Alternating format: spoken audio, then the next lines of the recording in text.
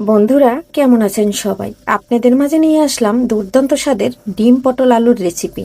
আর এখানে পটলটা আস্তা দিয়েছি, ডিমগুলো আস্তা রেখেছি। ডিম পটলের রেসিপি এইভাবে একবার যে খাবে তার স্বাদ জিভে লেগে থাকবে সারা জীবন। আর যে যাকে খাওয়াবে তাকে সেই বলবে আবার একটু ওই রেসিপিটা করে দেন। আর কাছে এবং দূরে আমার যত বন্ধুরা আছে সবার জন্য রয়েছে মন থেকে অফুরন্ত ভালোবাসা। প্লিজ বন্ধুরা একটা লাইক দিয়ে ভিডিওটি কন্টিনিউ করবে, স্কিপ করবে না, তাহলে কিন্তু বুঝতে পারবে না আমি কিভাবে এই আস্ত পটল দিয়ে ডিমের রেসিপিটা করেছি। নমস্কার বন্ধুরা, কেমন আছেন সবাই? আমি চলে আসলাম আপনাদের মাঝে একটা পটল ও ডিমের রেসিপি নিয়ে। আমি পাপড়ি কিচেন অ্যান্ড ব্লগ থেকে চলে আসলাম নতুন একটা রেসিপি নিয়ে। মানে আমার চ্যানেলে এই পটলের এবং ডিমের রেসিপিটা দেয়া নাই, তাই আমার কাছে নতুন, কিন্তু আমার বন্ধুরা অনেক সুন্দর সুন্দর রেসিপি তৈরি করে ছাড়ে পটলের, সেটা আমি দেখে দেখে মুগ্ধ হই।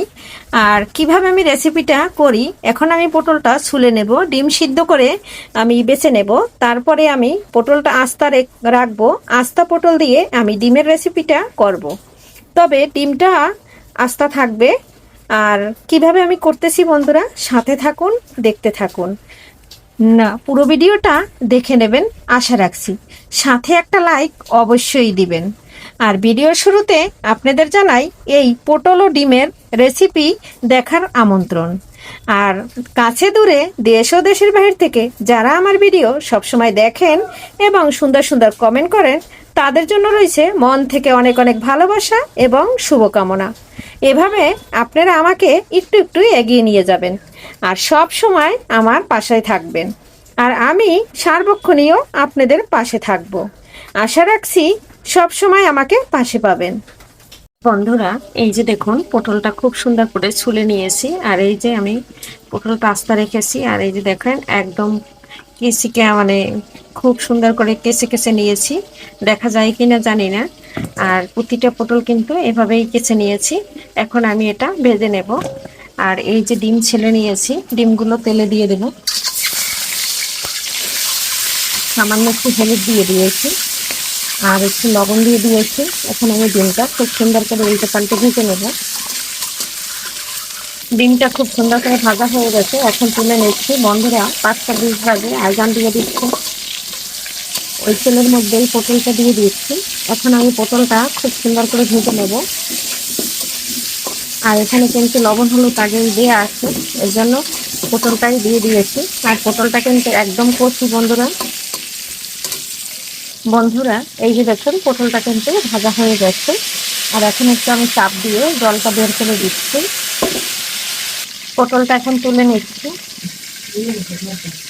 বন্ধুরা পটলটা তুলে ওই তেলের ভিতরে জিরা আর দিয়ে দিচ্ছি একটা তেজপাতা। এখন দিয়ে দেবো বাটা মশলা। এখানে দিয়ে দিচ্ছি একটু আদার টুকরা, দিয়ে দিচ্ছি পেঁয়াজ, সব কিন্তু আমার ফ্রিজে বরফ, এই মশলাটাও দিয়ে দিচ্ছি। এখন দিয়ে দিচ্ছি রসুন, দিয়ে দিচ্ছি কাঁচামরিচ বাটা, অফ ক্যামেরায় দিয়ে দিচ্ছি একটু জল। এখন এখানে দিয়ে দেবো গুঁড়ো মশলা, 2 টুকরা দারচিনি দিয়ে দিচ্ছি। এখন দিয়ে দিচ্ছি হলুদ, দিয়ে দিচ্ছি ধনে ও জিরা। ঝাল বুঝে মরিচ দিবেন, আমরা একটু ঝাল খাই তাই কিন্তু মরিচ একটু বেশি দিয়ে দিয়েছি। বাটা মরিচও দিয়েছি, গুঁড়া মরিচও দিয়েছি, স্বাদ অনুযায়ী লবণ। এখন দিয়ে দিচ্ছি সিদ্ধ করা 8 পিস আলু, এখানে 2টা আলু। এখন আমি মশলার সাথে একটু কষিয়ে নিচ্ছি। আর আলুটা কিন্তু আমি ভাজিনি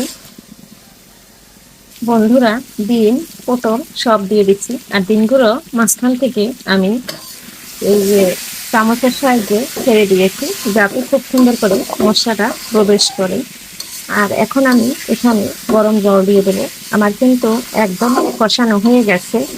আর এই পটলের ভিতরে একটু জলও কিন্তু নাই বন্ধুরা। গরম জলটা দিয়ে দিচ্ছি। পটলের ভিতর জল থাকলে পরে সেই পটলটা রান্না করলে খেতে কিন্তু ভালো লাগে না। ঝোল বুঝে জলটা দিয়ে দিয়েছি। যে যেরকম ঝোল রান্না করবেন সেরকম দিবেন।